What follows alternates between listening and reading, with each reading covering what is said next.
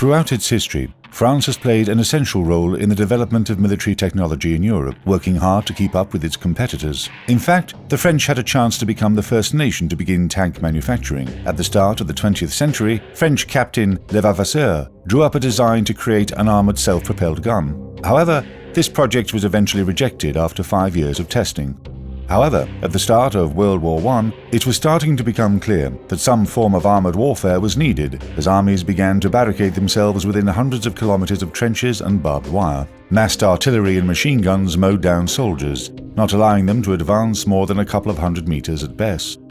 Assault infantry lacked the firepower to suppress these types of attacks, so the world powers began to work towards finding a solution for this type of warfare. The Germans invested heavily in long-ranged artillery, while the British and French designed ways to move their field guns closer to the enemy. One of those who helped with designs was Colonel Jean-Baptiste Estienne, who would later come to be known as the father of the tank. Inspired by the testing of the American Holt tractor, and according to the book on armor, Estienne declared, "The victory in this war will belong to the belligerent, which is the first to put a cannon on a vehicle capable of moving over all kinds of terrain." To help with this project, and after much perseverance, Estienne was able to enlist the support of General Joseph Joffre, and in early February of 1916, the first French prototype known as Schneider were ready for testing.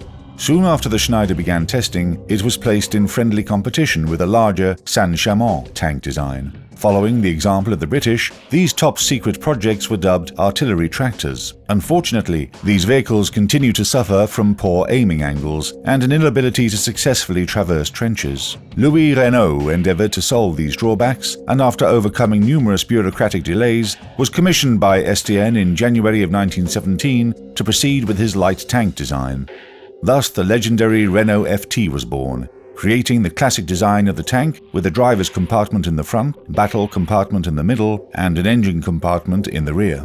In addition, it was the first tank produced with a 360-degree traversing turret. Now the tank's hull didn't have to turn in the direction of enemies to fire at them. There were only 2 members in the crew, while other tanks had 7 or 8, so it complemented the so-called assault artillery crew really well.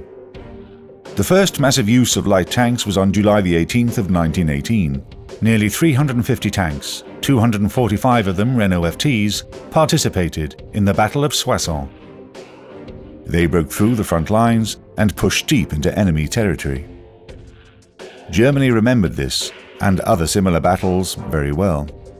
No wonder some of its military leaders have argued that the culprit behind these losses was an illness they nicknamed tank phobia. But these victories gave the French a false sense of military superiority.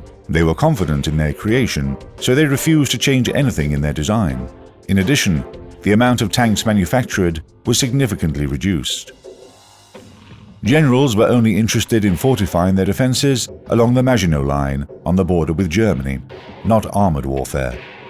It wasn't until the increased danger from Nazi Germany that the French were forced into developing new armored vehicles. In the late 1930s, the French army started to receive their new tanks.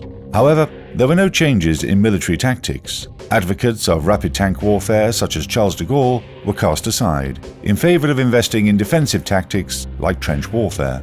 By the start of World War I, France could not compete its fortifications and armaments, and even though there were nearly 1,000 FTs still in service, the brunt of the fighting fell to newer vehicles in 1940. The R-35, a close support tank, was one such vehicle. Its maximum speed didn't reach over 20 km per hour, and the caliber of its gun was only 37 mm. The Germans, in the summer of 1940, examined many R-35s and realized that these armored vehicles were no match for their blitzkrieg. Captured tanks were converted into fixed-gun emplacements, tank destroyers, or sold off. In short, the R-35s were used for just about everything except its intended purpose. The Hotchkiss H-35 was not that much better, but its engine was much better than the R-35. At the start of the war, it met with some success, and France had planned to produce around 500 such vehicles per month. However, the defeat of the French at the start of the war put an end to these ambitious Allied plans. In addition, the Wehrmacht were disappointed with the H-35 design and used it only for guarding their captured territories. The necessity to have a shooter, a gunner, and a loader at the same time annoyed German commanders, as it distracted them from concentrating on priority targets. Despite these criticisms, the Hotchkiss was still used in 1945. A third tank, the Saumur S-35, was a French cavalry tank. Its speed averaged 40 km per hour, and its 47mm gun allowed it to fight both infantry and armoured vehicles. The Saumur made its mark in different parts of the world. It fared well against the German Panzerkampfwagen III, and was used by the Wehrmacht in Crimea, Karelia and Normandy.